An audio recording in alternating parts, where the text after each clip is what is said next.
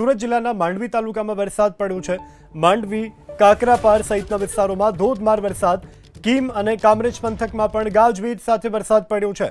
ગાજવીજ સાથેના વરસાદથી ખેડૂતો ખુશખુશાલ જોવા મળી રહ્યા છે।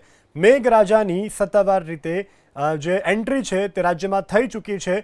15 જૂન આસપાસ દર વખતે ચોમાસાનું આગમન થતું હોય છે। હવામાન નિષ્ણાંત અંબાલાલ પટેલ સહિત હવામાન વિભાગે પણ કહ્યું હતું કે 15 તારીખથી સત્તાવાર રીતે ગુજરાતમાં ચોમાસાની એન્ટ્રી થશે અને તે અન્વયે મેઘરાજાએ વધામણા કર્યા છે અને મેઘરાજાની પધરામણી થતાં અત્યારે ખેડૂતો ખુશખુશાલ છે। લોકોને અસહ્ય બફારામાંથી રાહત મળી રહી છે।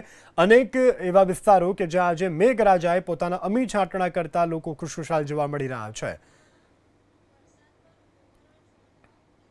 વધુ વિગત સાથે સંવાદદાતા ઇન્દ્રમલ ફોન લાઈનથી જોડાયા છે।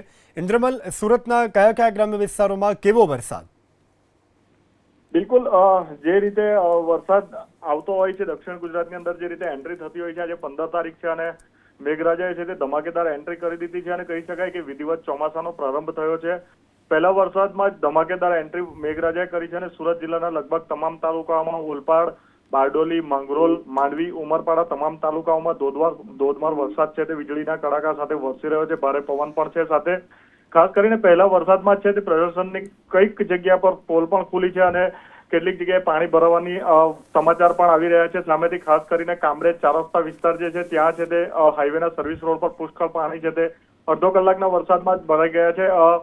ગત વર્ષે ચોમાસા પહેલા જ છે તે કરોડો રૂપિયાના ખર્ચે છે તે કામરેજ ચાર રસ્તાથી તાપી નદી સુધી જે પાઇપલાઇન નાખવામાં આવી હતી પાણીની, જો કે આટલો ખર્ચો છતાં પણ છે તે પરિસ્થિતિ ત્યાં ને ત્યાં છે અને કામરેજ ચાર રસ્તાના સર્વિસ રોડ પર લગભગ 2 થી 3 ફૂટ પાણી ભરાઈ ગયા છે અને જેને લઈને વાહન ચાલકોને ભારે હાલાકી છે અને ખાસ કરીને નેશનલ હાઈવે 48 જે મુંબઈથી અમદાવાદને જોડે છે તેની પર પણ પુષ્કળ ટ્રાફિક જામ હાલ છે તે વરસાદને લઈને સર્જાયું છે।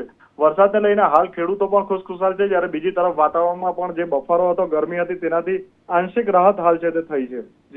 જી ઇન્દ્રમલ, સમગ્ર જાણકારી બદલ આભાર। તો સુરતના ગ્રામ્ય વિસ્તારોમાં આજે મેઘરાજાની પધરામણી, ખેડૂતો ખુશખુશાલ છે અને લોકોને પણ બફારામાંથી રાહત મળી છે।